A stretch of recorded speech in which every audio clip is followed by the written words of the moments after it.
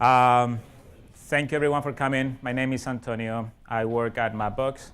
And before I forget, and before I start with the actual content of the presentation, there is a local DC Android meetup, which is basically meetup.com/DC Android. Otherwise, just Google it. I would love to see you all there.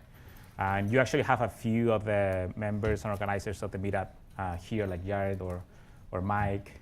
So please do come to the meetup. And also another community event in a month from now, more or less, there is going to be a Dev Fest DC, also on the same venue right here, with all things Android and Google. So also a really cool event. We'd love to see you there.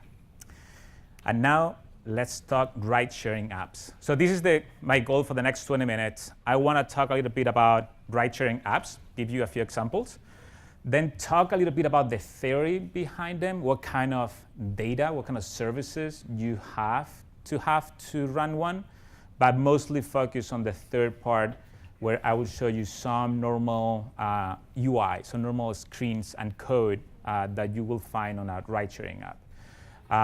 So to start with that, I'm going to need your help. I need you to tell me which app is the one that you have in front of you right now.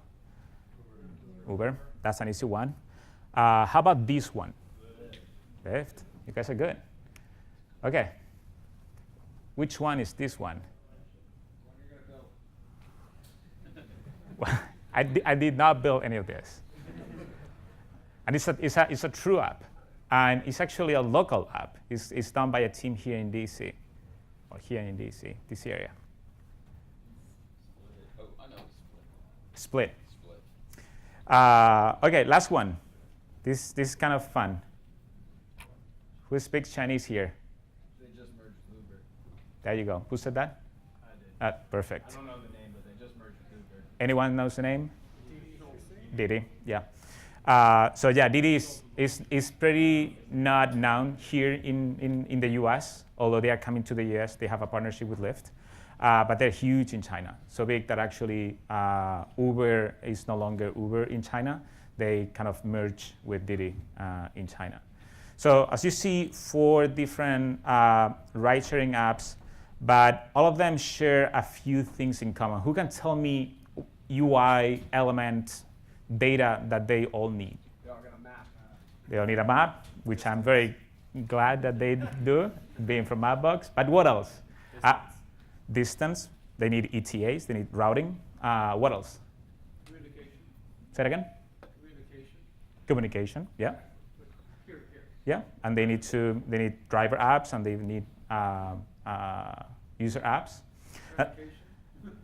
There are a few things that they all need, right? And probably you can think of many. And I'm going to focus on these 6 today. Basically, how to animate those cars in the screen, or how to provide search for an address, or how to pick the location where the user is. And then routing, map matching, I'll explain that on a second, and some math. It actually gets surprisingly complicated when you want to build a navigation app. And I'm going to share a few of those tools with you today.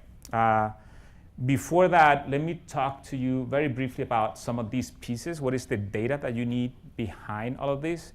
Basically, you need a database with places of interest with addresses, because users are going to need to look for a restaurant nearby or the address for their place. And this is something that you're going to need to have and have a good, fast experience for them.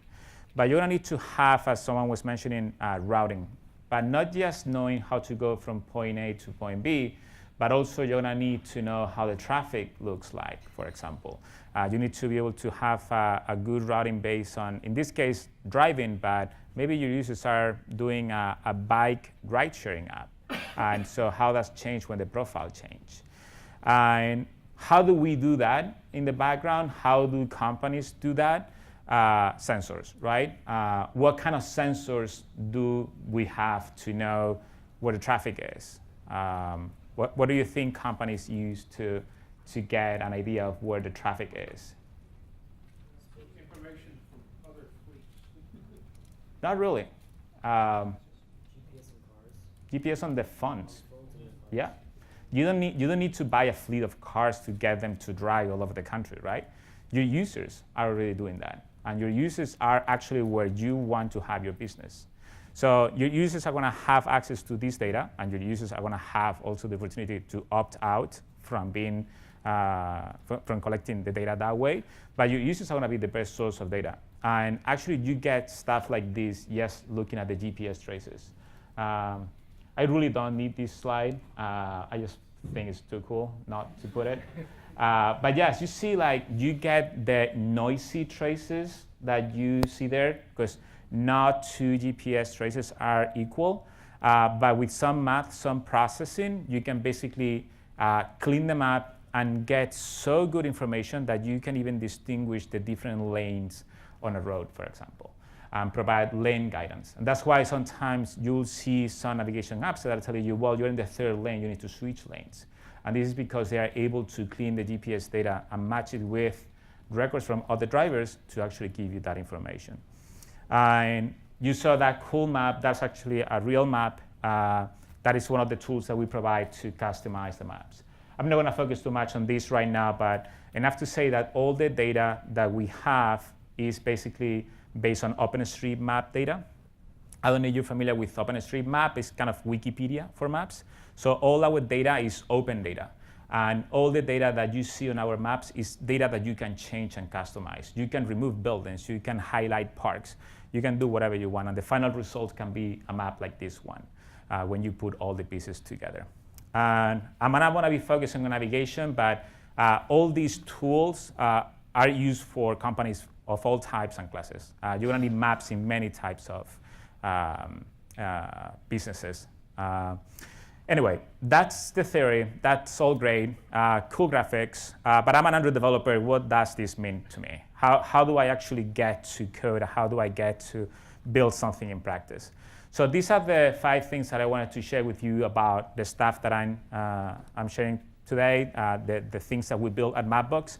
The first one is that if you're familiar with the Google Maps SDK on Android, we basically provide the same functionality. So you don't need to rewrite your app from scratch in order to use any of these tools.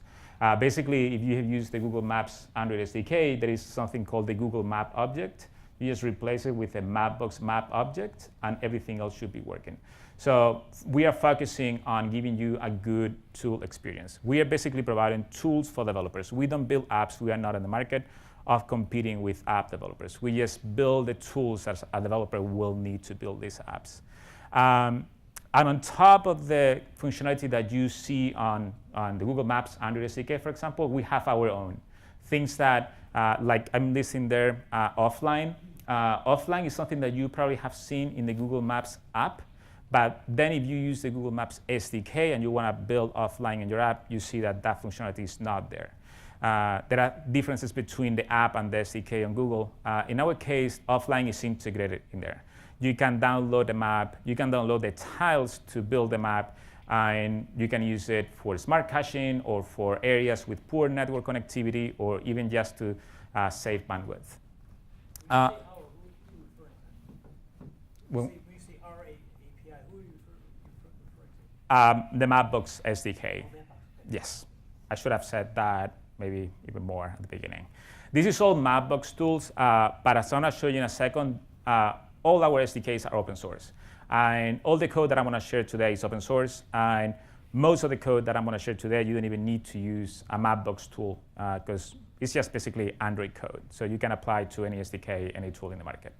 And also everything that I'm saying today is mostly focused on Android, but we have the same APIs for the web, for Qt, which is what cars normally use, for iOS, macOS, Linux.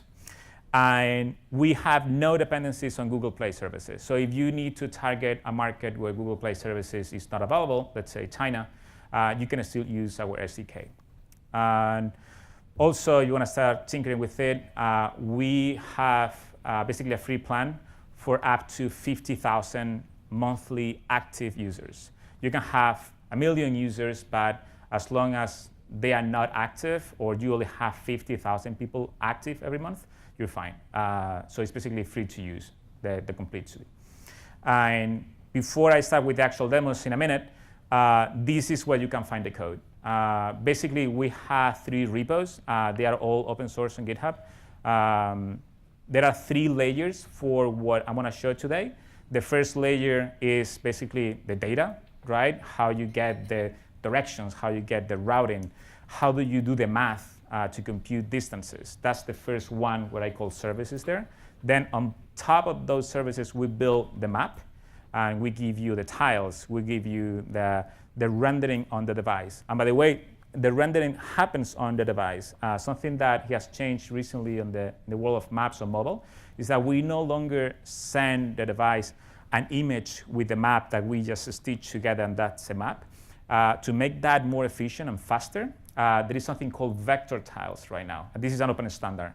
And basically, instead of sending the tiles to the device, what we send is a piece of text. Actually, it's binary because it's compressed, but it's basically text instructions on how to build the tile, how to build the map. It's actually the phone building the map, not the server building the image that's sent to the phone. So it's actually, that's why you will see maps doing really cool stuff, is because everything is happening on the device. So that's the middle layer, the maps. And then we have a demo app that does all the things that I'm going to show you today. And you can actually play with it right now. You can just go to the Google Play Store, just search for Mapbox, and the app is just there for you to see. And the source code is also available. So I don't need to try to take too many notes or pictures of the slides, although I'll share the slides as well. So coming back to my original point, these are the 6 things that I want to share with you. So let's start with the first one. How do you do this kind of animation, right? This is something that you see on most ride-sharing apps. You are going to have a bunch of cars that are moving around.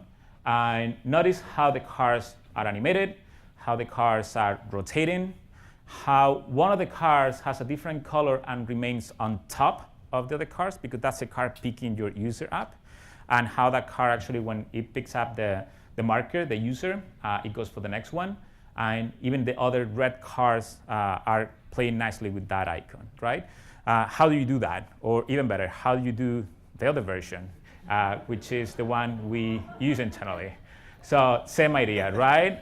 Moving, rotating, animating images in there. So the trick here, and this is something that you can do with SDK, is that you are not going to use the classic marker images that you do with any other map. In this case, we use actual Android views. Any Android views that you can think of can be a marker on the map. In this case, it's just a simple image, but you can make it more complex. We heard a lot about how to make complex views today.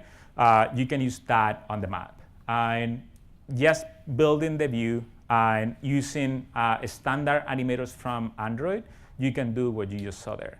It has nothing to do with the map. You should start thinking about the map as a complex, embedded thing. It actually plays nicely with Android in that regard. The other thing is that you can set rotations for the markers, and you just need to remember that whatever your car is going to pick up a user, that should be the selected marker. That's the last line of the code.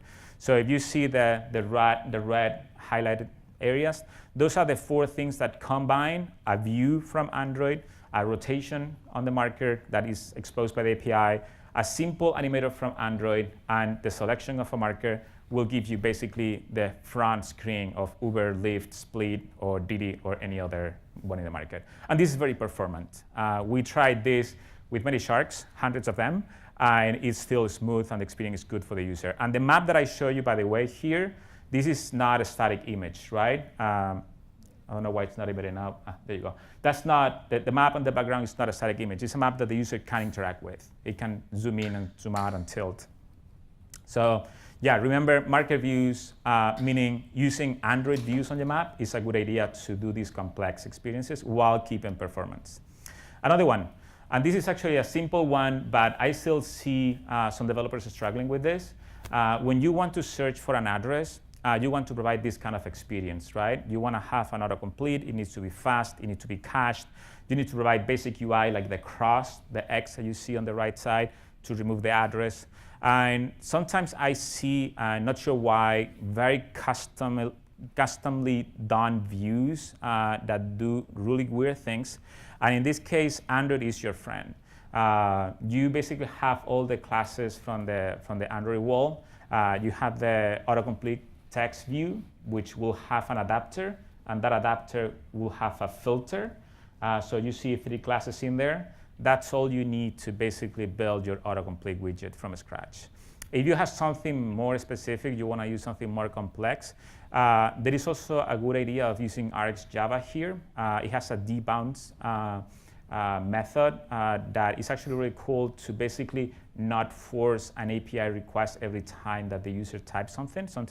Sometimes what you want is to basically wait for the user to type 2 or 3 characters, and then you hit the API with a request.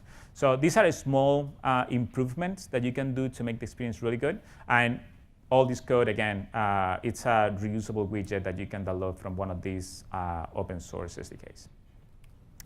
One more. I don't know if you've seen this example for picking a location on the map. What I showed before, the autocomplete for addresses, is very normal, but more and more ride-sharing apps, instead of asking you for an address, they just ask you move the map, and whatever the marker is, that's your address, right? As here you can see that. You can see how the marker, the typical balloon from the map, it's moving, and when you click the button, it's basically geocodes your address. Geocode means it transforms the latitude and longitude where you are in an address. And this is very useful now, and it's interesting because the first time that we wanted to build this, we were we didn't know how to do it. Because we were thinking, well, if this is a marker, maybe we need to synchronize the marker view with the rotation of the device, with the panning of the device. We need to synchronize views here. How do we tell the map that the user is panning so that the marker is always on the center of the screen? So how do you build that marker on the map? Well, the solution is incredibly simple. It's not a marker on the map. You just fake it. It's just an image centered in the center of the screen, right? And that's how you do it. And it works very well. And that's what these apps do. And if you inspect how these apps work, what they do is basically they just build an image view. And you can see the next lines are just basically telling the Android system to center the view in the screen. The only tricky part is that when you do that, when you finish moving the map, and the map will tell you, the map will have these events that will trigger when you start doing things to them, like stop tilting or stop dragging. Once you stop moving the map, you know that the user selected a location.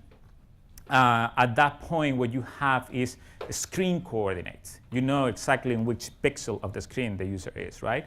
But how do you transform that into real-world coordinates? Well, the tricky part is the last line there. It's basically telling the map to use the projection that it's using on the map. You know, all maps are projected from the 3D world into a 2D screen. So basically it's telling the map, okay, I know the screen coordinates. Can you tell me what the hell does this mean in the real world?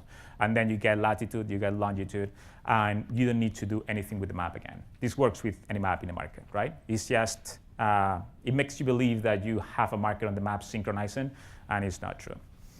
One more. Finally, your user got an address, and they are on their way somewhere.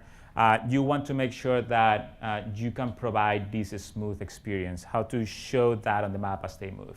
That's one way of showing it. Another possible way is when you want to tilt the map. And so basically, these two cases, what you're seeing is a user, it's en route going somewhere, right? And the other example is the car is totally up to scale. That's real size cars. The other example is what happens when the driver gets lost. And in this case, this is kind of a simple game. Actually, all the credit goes to Cameron. What is Cameron? My colleague Cameron. He actually built that yesterday. And so basically what is happening here is that at some point the car is following the route, but then you tap on another part of the screen. What you're telling the car is, now I changed my mind, I'm not going there, I'm going somewhere else. So you see how the system computes a new route to go where you tapped. But the car was going in a different direction. So we give you a method to basically detect that the car is off route. So the moment that the car detects that it's off route, it basically changes the way it's moving. How does that happen? basically, again, Android comes to the rescue. Just make sure that you use a runnable here. And the only trick that we have is that we use the distance between points, the distance between GPS readings, as the time that we use to update that runnable as well. So you see the distance is used twice in there. But again, just basically, Android tools will help you create that experience in a smooth way on the map. The tricky part, though, is something like this. All the maps that I showed you before, they were like really smooth, right? You saw how the car was moving on the screen, how the route was really smooth. But in the real world, the GPS traces, I don't know if you ever had to handle GPS data, it's really noisy. The GPS data is more like the purple line in there that doesn't align properly with the street. And not only that, sometimes you stop getting any information at all. Like you usually goes through a tunnel and then you stop getting any GPS data. Or you're in New York and because of the tall buildings, you don't get a good GPS reading.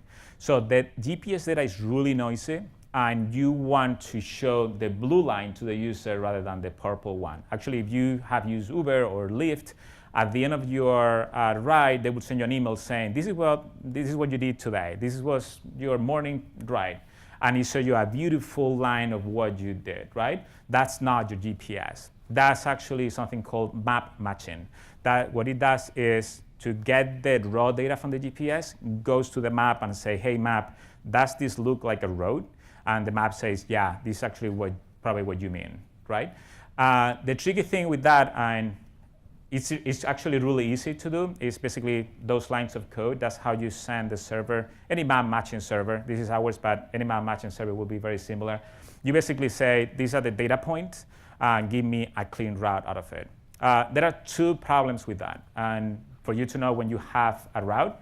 One is that normally map matching services have a limit on how many points they will be able to compute. This is a very expensive problem. So if you send 1,000 GPS points and you ask the map matching service to give you a clean route, most times they want to tell you this is too much information. Just please cut your lines into smaller pieces and then I'll be able to map match those small ones. For that, you can use a util. It's called Simplify and works with any GPS data, and it's also part of the SDK. It does exactly that. It basically cuts the GPS trace into smaller parts, and also it removes points that are not necessary for the map matching. Because sometimes you stop at a traffic light, and then you get like 10 readings in one spot, but that's unnecessary information. You can remove 9 of those 10 points because the map matching is going to be exactly the same. The other one, and I'm not going to get into details here, but keep under your radar. There is a way to do all this map matching without calling any server. So basically, it's faster because no HTTP requests and no money to pay anyone to do that map matching. It's called a Kalman filter. I don't know if you have used about that. There are different types of filter, but basically it's a mathematical function. There are libraries for that. It basically filters noisy data into non-noisy data. And the cool thing about it is that actually it predicts what the data looks like in the future. So if you have your GPS that doesn't work on a tunnel, you use one of these filters to predict that the car is still moving, and the filter will tell you what is the likely location of the user based on the previous speed. So just keep in mind if you run into these issues. And last one that I wanted to talk about today, I'm running out of time, is basically the math that you're gonna need to know about all these things.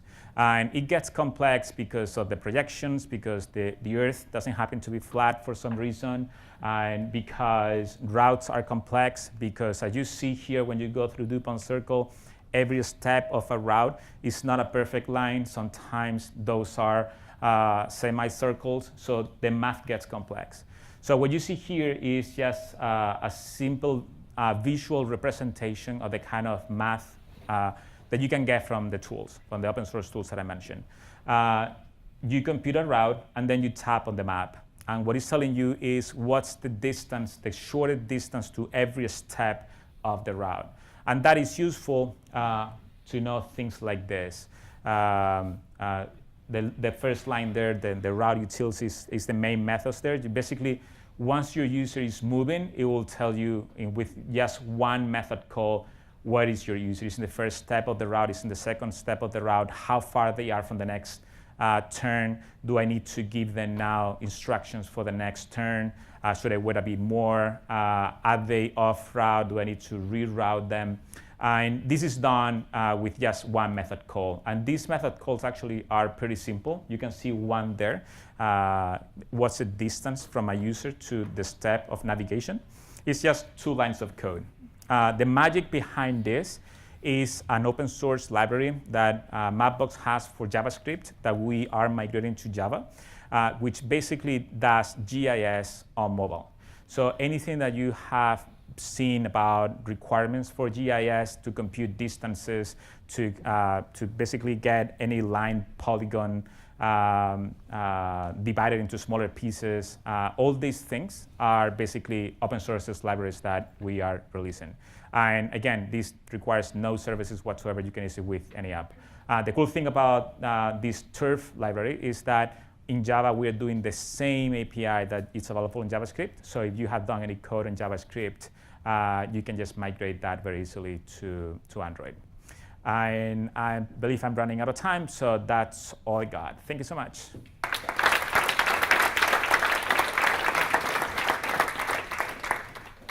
Can we use the sensors on the mobile device for predicting if you're moving in the right direction? Like, Yeah. for instance, in case your location is not, GPS is not available, couldn't you use the mobile sensor? So what you normally will use is a fusion sensor reader. And the data that you're going to get is not very consistent. It's great sometimes when the GPS is bad, New York, to get data from Wi-Fi network.